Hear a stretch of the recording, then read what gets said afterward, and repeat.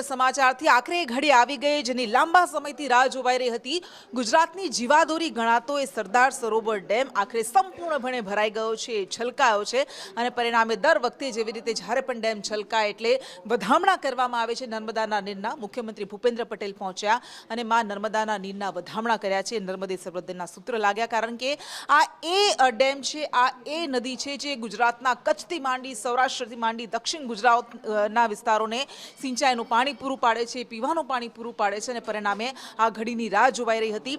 હિરેન રાવલ વધુ વિગત આપશે। હિરેન,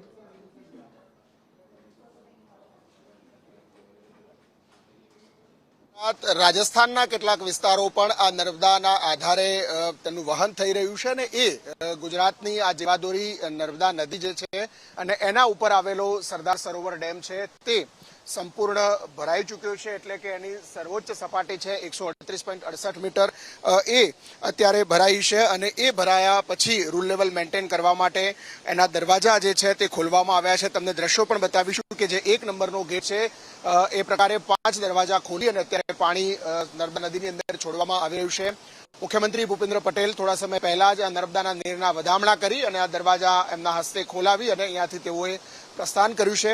અત્યાર સુધી જોઈએ તો 2014માં આ બાકી જે કામ હતું સરદાર સરોવર ડેમ પર લગાવવાના દરવાજાનું એને મંજૂરી આપ્યા પછી 17માં એ દરવાજા લગાવવાનું કામ પૂરું થયું અને 2019માં પહેલી વખત આ ડેમ છે એ 138.68 મીટર સંપૂર્ણ ભરાયો હતો અને આજે છઠ્ઠી વખત એટલે કે આ ડેમ તેની સંપૂર્ણ કામ પૂરું થયા પછી છઠ્ઠી વખત આજે સંપૂર્ણ રીતે ભરાયો છે।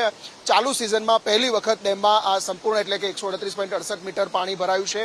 ગયા વર્ષે પણ 1 ઓક્ટોબરના દિવસે ડેમ તેની સર્વોચ્ચ સપાટી પર હતો અને એ પાણી જે છે તે અત્યારે છોડવામાં આવી રહ્યું છે। ઓવરઓલ જો જોઈએ તો ગુજરાત, મહારાષ્ટ્ર, મધ્યપ્રદેશ અને રાજસ્થાન એમ 4 રાજ્યો છે, એ 4 રાજ્યોની આ ભેગી એક આખી યોજના છે સરદાર સરોવર ડેમ અને એની યોજના છે।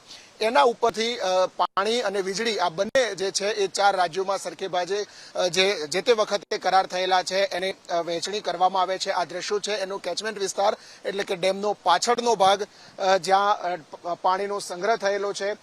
જે ટ્રિબ્યુનલ છે નર્મદાની એ ટ્રિબ્યુનલ અંતર્ગત એના રૂલ લેવલ મેન્ટેન કેટલું કરવું, કેટલું લેવલ નર્મદા નદીનું આ જળાશયનું હોવું જોઈએ, પાણીનો સંગ્રહ કેટલો હોવો જોઈએ, એ તમામ જે લેવલ છે એના આધારે એનું સંપૂર્ણ સુપરવિઝન અને મેન્ટેન કરવામાં આવતું હોય છે।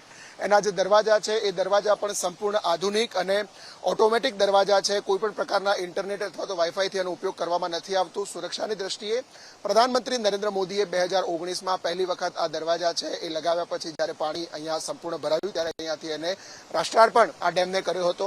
આજે છઠ્ઠી વખત ડેમની સંપૂર્ણ કામગીરી પૂરી થયા પછી સર્વોચ્ચ સપાટી પર ડેમ ભરાયો છે અને જે વધારાનું પાણી છે એ દરવાજા ખોલી સરદાર સરોવરમાંથી દરવાજા ખોલી અને નર્મદા નદીમાં પાણી છોડવામાં આવી રહ્યું છે। નારિયેળ અને ચુંદરી અર્પણ કરીને અત્યારે આ ડેમને વધામણા કરવામાં આવી રહ્યા છે, નીરના વધામણા કરવામાં આવી રહ્યા છે। સતત બીજા વર્ષે એવું થયું છે કે 1 ઓક્ટોબરે આ ડેમ છલકાયો છે, પણ હિરેન એ આપણી પાસેથી જાણવું છે કે 5 ગેટના દરવાજા ખોલવામાં આવ્યા છે તો કેટલી અત્યારે પાણીની આવક છે, કેટલી જાવક છે અને ડેમ સંપૂર્ણપણે ભરાવાને કારણે શું ફાયદો થશે ગુજરાતના ખેડૂતોને?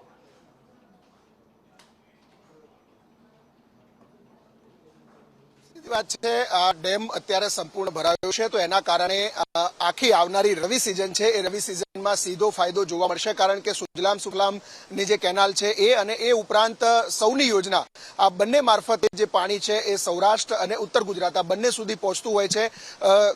જે ઉત્તર ગુજરાતમાં જે પાણી જાય છે એ પાણી રાજસ્થાનના કેટલાક વિસ્તારોમાં પણ પહોંચતું હોય છે। એટલે આ બંને રાજ્યોના આ જે વિસ્તારો છે એની પાકમાં મોટી અસર જોવા મળતી હોય છે। પાણીના જળસ્તર ઊંચા હોય છે। પાણી જે 5 દરવાજા ખોલી અને અત્યારે છોડવામાં આવી રહ્યું છે એ ઓવરઓલ લગભગ 10,000 ક્યુસેક કરતા વધુ પાણી છે એ નદીની અંદર છોડવામાં આવી રહ્યું છે।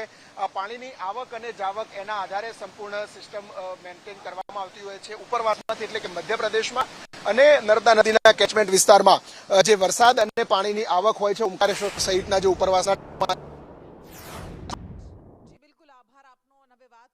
વરસાદની જે આ વખતે જાણે કે વિદાય લેવાના મૂડમાં જ નથી એવું લાગી